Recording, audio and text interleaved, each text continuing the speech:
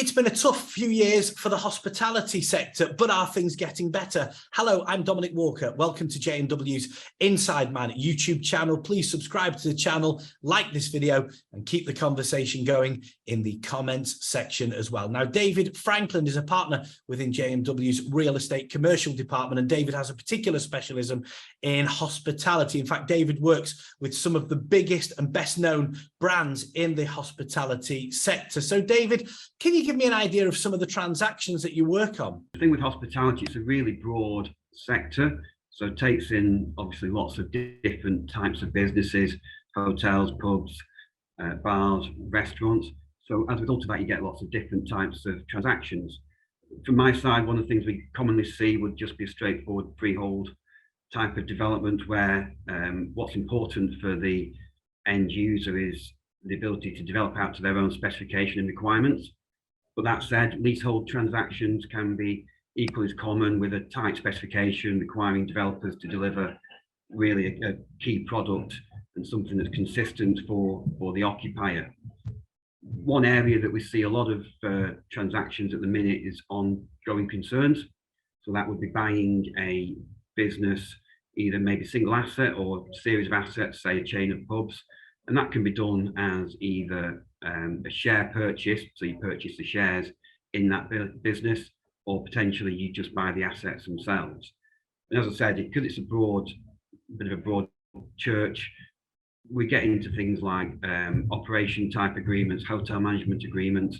Recently acted for a high-end bar chain where they did a bar management agreement of a 5-star hotel. So lots of different types of transactions within that hospitality sector. And you mentioned going concerns there, David. It's a tough time in hospitality at the moment, that's no secret. Are the bigger chains interested in buying them, the smaller venues? I think there's certainly going to be a bit of activity in that area. You know, we came out of COVID, and I think a lot of these hospitality businesses were hoping for a bit of respite and some good trading years ahead of them. And certainly over the summer, things were starting to look pretty positive in the market. Unfortunately, with the cost of living crisis, what's going on in Ukraine, and the energy prices, it is going to put a number of businesses under pressure. I think it's worth sort of bearing in mind that during COVID, some operators did unfortunately enter into CBAs or administration. So the overall supply of leisure space has come down. So there's perhaps a smaller pie for those left in the market to have a go at. But I mean, certainly what we've seen, and deals I've been involved in recently, we've seen what would typically be retail space being repositioned for bars, restaurants, just because that sort of retail demand has perhaps fallen away. And what you see in the market, or what people's spending habits are, is a preference to keep seeing friends and family and have that experience, maybe instead of buying things. So I think we're optimistic that the market still has plenty of opportunity, but I agree, some of those operators after the last few years they've had will just be looking to maybe move on with their lives. And I think for the bigger guys, that does present opportunities to go and do some acquisitions. And how can you and the team here at J&W Solicitors help businesses that operate in the hospitality sector? Yeah, I think it's really important to emphasise that in the dealing with these transactions, it's a real team effort.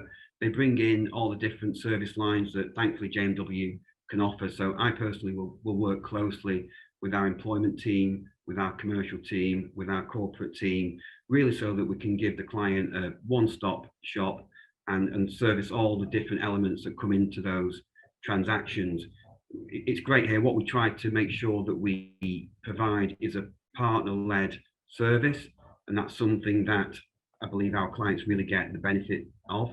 And fair to say that if businesses are struggling, then we do deal a lot with the less pleasant sides of trading pubs and leisure aspects. So things like trading standards, litigation, we can cover the whole remit for our clients. David, thank you so much for your insight. If you'd like to speak to David, you can email insideman@jmw.co.uk or call 0161 82 81 999. Please also subscribe to the JMW Inside Man YouTube channel for the latest legal news and insights. I'm Dominic Walker, JMW's Inside Man.